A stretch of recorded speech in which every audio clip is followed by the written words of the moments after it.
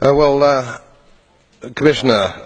Mr. President, I rise again, I'm afraid, to make the same old hoary speech that I have been making here for several years, and that is, it is my opinion that you do not really understand the concept of banking. All the banks are broke. Banco Santander, Deuche Bank, Royal Bank of Scotland, they are all broke. And why are they broke? It isn't an act of God. It isn't some sort of tsunami.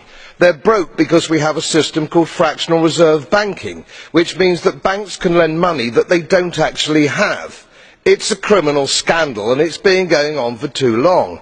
To add to that problem, you have moral hazard, a very significant moral hazard from the political sphere. And most of the problem starts in politics and central banks, which are part of the same political system.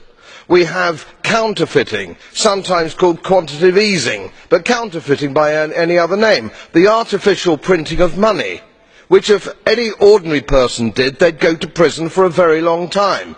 And yet governments and central banks do it all the time. Central banks repress the amount of interest that rates are, so we don't have the real cost of money. And yet we blame the real retail banks for manipulating LIBOR. The sheer effrontery of this is quite astonishing. It's central banks that manipulate interest rates, Commissioner. And plus, underneath all this, we talk loosely, in a rather cavalier fashion, do we not, about deposit guarantees. So when banks go broke through their own incompetence and chicanery, the taxpayer picks up the tab. It's theft from the taxpayer. And until we start sending bankers, and I include central bankers and politicians, to prison for this outrage, it will continue.